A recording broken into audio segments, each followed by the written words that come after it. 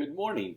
Yes, indeed. Some of us work on Labor Day, don't we? And I'm sure that some of you are going to be working on Labor Day to complete the two assignments for week two, your interactive post on the discussion boards, and various responsibilities of week two, which are due tonight at 11:59.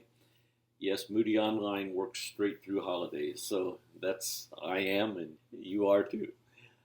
We're off to a great week here in this week of talking about belonging.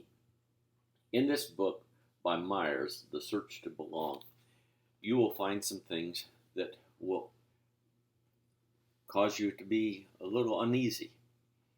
You've probably been in churches as I have, where from the pulpit, the pastor or whoever's doing the announcements says, if you really want to belong to our church, you need to join a small group.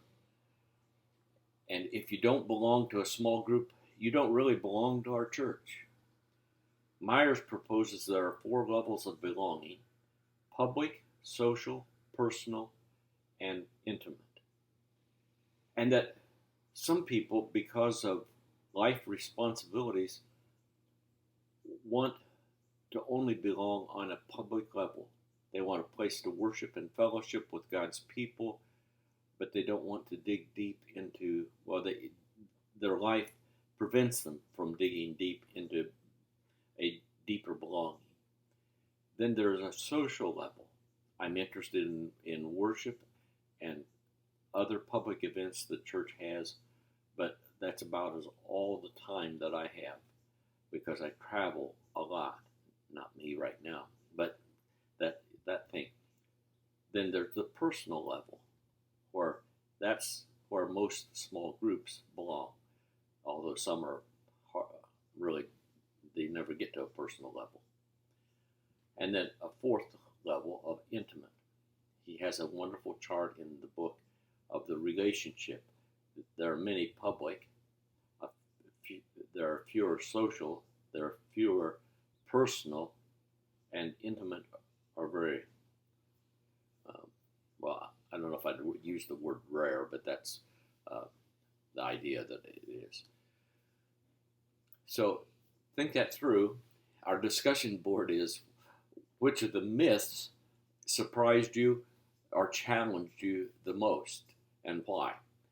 So it's a great thing to think through and to realize that a church needs to work at having a belonging dynamic to welcome people on a public level. If I don't feel comfortable there, I will not return. I could tell you a lot of stories on that, but I'll tell you one quick one. My wife and I attended fairly regularly for about 18 months a congregation, and we never felt that we belonged even on a public level. They offered us to join a small group where our daughter and her husband and a grandchild and wife were in that group, and I just didn't think that was the right place for us to be. So we didn't join it, but we never felt like we connected, so we quit going. Great church, doing a good ministry, but we walked. The other book is Cultures and Churches, the Churches and Cultures, by Branson Martinez. It is written by these two men from a Southern California metropolitan area perspective. So you will find that some of the ideas that that they propose are questionably relevant to a small community in whatever state you happen to live. Even some of them are not very relevant for Bloomington Normal, which is Twin Cities of about 135,000 population. So that's where we are on that. You'll be wrestling with a blog, and the theme of the blog is quite interesting. It's because Branson and Martinez proposed the idea that it's difficult to uh, adjust cultures that have a large percentage of a certain ethnic group. Last January, I preached for a student who lives in Phoenix, Arizona, at his Romanian church. We attended. He assured me that the people would understand my English, but other than one prayer and my sermon, everything else was in Romanian.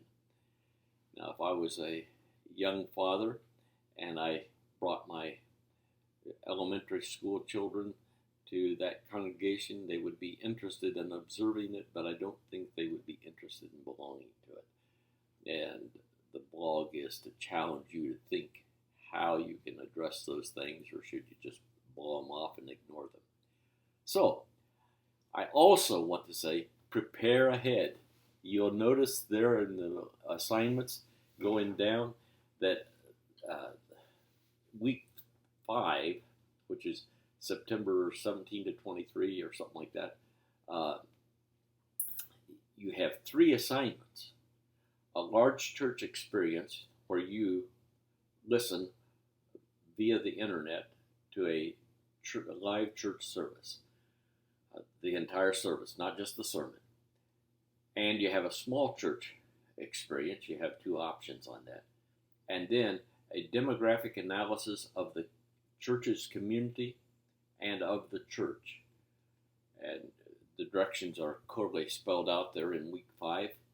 Week 6, you're to interview 4 to 7 congregants on specified questions that are listed there in week 6. It's all 4 to 7 in one setting so that there's group interaction and good participation. And then week 7, it is interviewing your pastor.